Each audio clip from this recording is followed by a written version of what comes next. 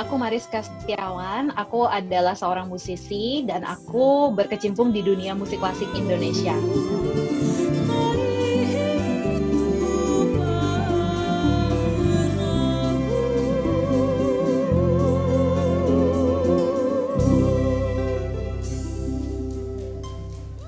Aku adalah seorang penyanyi klasik, jadi instrumen aku vokal. Jadi aku adalah seorang penyanyi klasik, aku belajar nyanyi musik klasik, musik seriosa, dan kalau yang nggak tahu itu musiknya seperti apa, itu adalah musik yang dari zaman tahun ribu-ribuan tahun yang lalu di Eropa.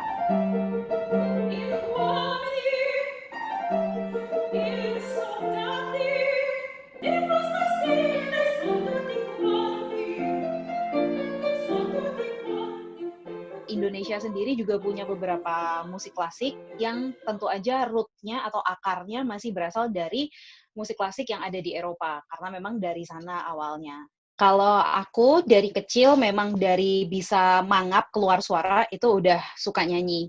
Jadi dari kecil memang selalu, nanti kalau udah gede pengen jadi penyanyi gitu. Cuman jadi penyanyi yang kayak apa masih belum ada bayangan kalau anak kecil. Jadi dulu waktu kenapa bisa terjebak di dunia musik klasik itu sebenarnya nggak sengaja.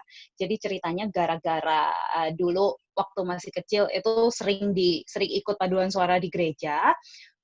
Jadi akhirnya belajar nyanyi musik gereja yang mana tekniknya tuh sangat-sangat klasikal banget. Nah dari situ makanya akhirnya nyemplung deh, jadi semakin penasaran, cari-cari info, dan akhirnya jalurnya nggak sengaja ke klasik gitu. Karena memang pintu pertama yang terbuka adalah lewat paduan suara gereja yang mana pakai teknik klasik gitu.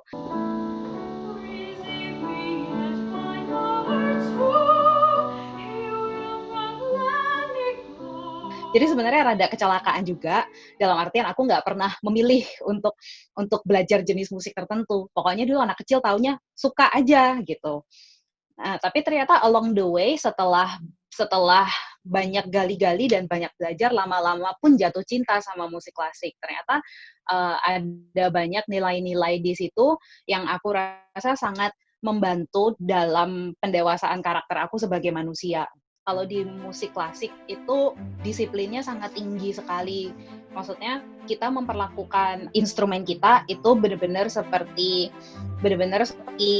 atlet kalau misalnya mau perform gitu. Jadi kita harus latihan, kita harus disiplin, kita harus jaga suara, harus jaga badan, harus jaga kesehatan, otot-otot yang kita pakai buat nyanyi segala macam. Terus juga di musik klasik itu dari mannerism atau dari cara kita menampilkan sebuah karya musik klasik itu aturannya tuh banyak, karena musik klasik kan udah ada dari ribuan tahun yang lalu, yang mana tiap piece, kalau kita ngomong lagu di musik klasik itu kita nggak ngomong lagu tapi kita ngomongnya piece. Tapi ada karakteristiknya sendiri, cara membawainnya depends atau tergantung dengan lagu itu dibuatnya tahun berapa, lalu latar belakang historisnya seperti apa. Nah, jadi banyak sekali yang aku gali dari musik klasik, dan aturan-aturan itu bikin aku sadar bahwa suatu performance yang berkualitas, yang bagus itu adalah yang bisa membuat performernya sendiri jadi orang yang sangat punya disiplin tinggi gitu. Nah, jadi itu yang bikin aku seneng banget dengan musik klasik. Tentu saja performance musik klasik di sini tuh nggak terlalu banyak seperti musik pop yang kalau kita nyalain sosial media atau kita nyalain YouTube atau kita nyalain radio semuanya musik populer. Ini jadi sedikit lebih segmented, tapi di lingkup pekerjaan aku sendiri aku bekerja sebagai performer, artinya aku manggung naik dari stage ke stage untuk perform atau menampilkan karya musik klasik sebagai penyanyi. Dan selain itu juga aku ngajar juga. Ngajarnya itu juga cukup luas, ada ngajar murid-murid private yang mereka datang ke rumahku, terus aku kasih lesson pribadi satu persatu, perbaikin teknik vokal supaya mereka bisa nyanyi klasik juga seperti aku, atau aku juga ngajar musik yang nyanyi yang general juga, nggak harus 100% klasik garis keras, masih ngajar pop juga, karena sebenarnya inti dari tekniknya sih masih sama. Selain ngajar private, aku juga ngasih workshop, ngasih masterclass, mungkin di paduan suara atau di sejarah musik atau apa. Jadi cabangnya nggak cuman di satu itu aja gitu. Kalau kita yang seniman itu kebanyakan dari kita itu freelancer atau kita kerja sendiri, kita nggak punya bos di atasnya kita. Jadi jarang banget ada musisi yang tergabung di institusi. Tapi kalau performer jarang banget kita yang kerja ikut institusi tertentu gitu. Jadi memang biasanya nggak ada kantor-kantoran atau kerja yang resmi gitu, karena semuanya kita basically musisi itu we are our own boss. Jadi kita memanage diri kita sendiri, kita memarketing diri kita sendiri. Dan kalau untuk institusi nggak ada institusi formal, tapi tentu aja banyak komunitas-komunitas atau grup-grup lain lah, grup-grup pertemanan yang sebenarnya sangat casual, yang isinya teman-teman satu profesi. Nah kalau di Surabaya, karena aku kan domisili Surabaya, itu dulu ada komunitas yang namanya Komunitas Penyanyi Klasik Surabaya. Itu komunitas yang aku diriin sama beberapa teman yang isinya mewadahi teman-teman seprofesi di musik klasik supaya kita bisa sama-sama saling cari kerja dan saling mengedukasi orang-orang yang pengen jadi musisi klasik juga. Jadi memperluas gitu. Kalau di dunia persenian di Indonesia ya, nggak cuman terbatas di dunia musik aja, tapi mungkin juga dunia visual, desain, segala macam. Pasti sering banget kan denger ada yang, mau nggak kerja bikinin gue desain dong? Nggak ada bayarannya, tapi ntar gue kasih exposure gitu. Sama kalau di dunia musik klasik yang aku jalani udah 10-15an tahun, itu juga kayak gitu. Karena nggak ada yang namanya kita punya sertifikat khusus lalu kita apply, kayak kita masuk ke perusahaan lalu interview lalu dapat kerjaan. Nah itu that's not how it works in our profession. Lebih ke kita kumpul atau cari komunitas-komunitas yang orang-orang seprofesi bisa kumpul di situ dan sharing pengalaman, lalu intinya ya kita menciptakan exposure buat kita sendiri gitu. Karena dari situ saling kenal, lalu kalau ada mungkin yang ada bikin pertunjukan apa, bikin ada konser di mana atau ada workshop apa, nah nanti kita bisa ikutan kerja di situ. Jadi semuanya start off as very casual gitu. Ini sebagai comparison aja ya. Kalau di luar negeri tuh ada yang namanya opera house atau opera company gitu. Jadi memang ada perusahaan, ada badan, ada company-nya sendiri yang kerjanya organize pertunjukan, ngumpulin performer, ngumpulin musisi, dibikinin satu pertunjukan, lalu dijual dan semuanya actually bisa making money, make a living out of it. Nah, tapi kita di Indonesia belum ada company-company semacam itu. Jadi semuanya masih sangat community based. Aku rasa nggak ada keharusan bahwa kamu harus punya satu gelar di atas kertas, karena pada akhirnya kalau kita bekerja sebagai performer itu akhirnya yang dilihat itu lebih ke skill dan bagaimana kita bisa membangun koneksi, intimacy antara kita dengan audience. Karena at the end of the day audience itu datang, mereka ingin lihat performer yang bisa membuat mereka merasa sesuatu. Kalau kita memang di atas panggung, performer kelihatannya kayak kita yang bintangnya ya, kayak ini nih superstarnya ini nih gitu. Tapi sebenarnya kalau nggak ada orang-orang yang bantu kita supaya kita bisa naik ke stage, itu kita beneran literally nothing gitu. Ada orang yang bantu bikinin baju, ada orang yang bantu make up hairdo, ada orang yang make sure dia suaranya sempurna every time, ada orang yang in charge sama kesehatannya dia supaya dia selalu prima walaupun dia tour 1 bulan mungkin manggung 45 kali tapi dia harus fit terus. Lalu what about orang-orang yang cariin sponsor? What about orang-orang yang dokumentasiin? Orang-orang yang make sure you look good in front of the camera. Ada bahkan ada satu tim lagi orang-orang yang kayak make sure image kamu yang keluar ke media itu selalu yang bagus, yang memang sesuai dengan apa yang mau kamu ceritain.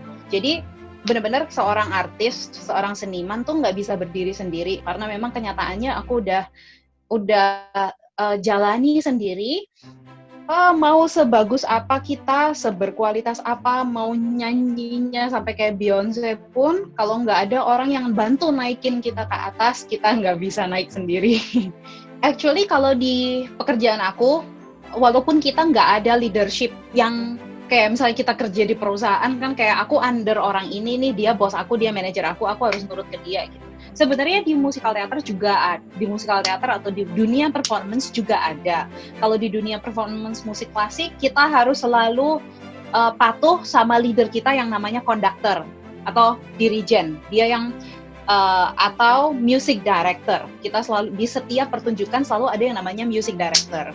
Itu kalau di pertunjukan kayak misalnya konser gitu. Selalu ada music director dan kita yang under dia, kita harus ikut maunya dia. Katakanlah aku penyanyi.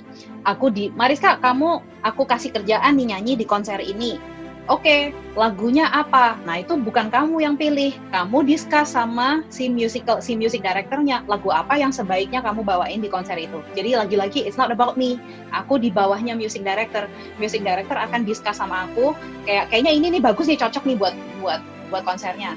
Oke, dan itu pun nanti kalau misalnya aku datang ke rehearsal, aku tetap harus patuh sama music director karena dia yang punya show, dia yang berhak menentukan arah musikalnya mau kemana.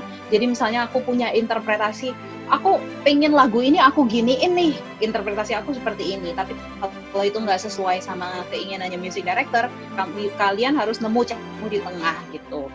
Kalau kita orangnya bagus dan bertanggung jawab, mungkin kamu bisa ditunjuk jadi leader itu juga gitu. Pernah juga sih, aku ada pengalaman juga, aku jadi leader kayak misalnya di paduan suara. Kadang aku harus step in, kalau aku ngajar workshop paduan suara, aku step in, terus aku jadi leadernya mereka, aku ngajarin, ngarahin, dan menentukan lagu ini mau dibawa kemana. Jadi aku jadi musical director-nya, kayak gitu. Jadi di dunia performance, walaupun semuanya seniman yang nyantrik-nyantrik, tapi tetap kita ada hierarki. Karena kalau nggak ada itu chaos, pasti semuanya berantem. Oke, untuk semua yang nonton video ini, mungkin kalian tertarik untuk mengejar karir sebagai performer juga, entah itu di bidang musik klasik seperti aku, atau di musical theater yang kadang-kadang aku juga main juga di musical theater, atau mungkin sekedar jadi musisi gitu. Kalau saran aku yang pertama adalah tentu aja kita harus sangat-sangat luar biasa disiplin untuk make sure bahwa kita ini seniman yang berkualitas. Karena memang benar sering orang bilang you can only go up or you go down. Jadi kamu nggak pernah bisa stabil di satu titik. Kalau kita latihan terus, kita bakal naik ke atas, tapi kalau kamu berhenti, kamu nggak stagnan, tapi actually kamu turun gitu. Jadi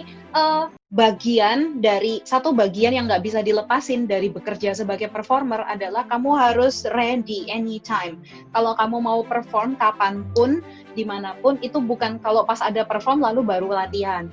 Tapi latihan itu udah jadi sesuatu yang rutin harus kita lakukan setiap hari gitu. Dunia performance itu dunia yang cukup keras, nggak bisa ngontrol orang tuh akan ngomong apa tentang kita. Sama kayak kalau kita scrolling sosial media, kadang kita juga mulutnya suka gibah ini, gibah itu gitu. Jadi same thing, pada saat hal itu terjadi ke kamu, terimalah itu sebagai bagian dari pekerjaanmu sebagai performer gitu. Kalau nggak siap untuk dikritik, lebih baik jangan kerja ini gitu. My number one advice is don't let those things define who you are as a person and who you are as an artist. Take that as criticism or take that as advice, tapi jangan bikin itu mengubah inti diri kamu tuh seperti apa. Karena kalau kamu nggak punya inti yang kuat, kamu nggak punya a sense of self yang kuat, kamu siapa, maka kamu akan mudah terombang-ambing dan itu akan jadi sangat stressful buat kamu. Jadi anggap aja semua itu sebagai masukan, terima tapi dipikir 2 kali, jangan langsung dimasukkan ke hati gitu. Dan tentu aja selalu be kind, be nice to everyone. Jangan cuman be nice ke orang-orang yang bisa kasih kamu opportunity, tapi be nice juga ke orang-orang yang mau jadi seperti kamu. Orang-orang yang di bawah kamu, orang-orang yang cuman sekedar bawain kamu minum waktu rehearsal, orang-orang yang cuman nganterin kamu, orang-orang yang cuman bikinin kostum kamu. Nah, itu kamu harus be nice sama mereka semua. Kalau kamu punya tanggung jawab lebih, jadi guru. Nah, jadilah guru yang baik dan jangan pernah hold back ilmu kamu ke murid-murid kamu. So, that's my advice.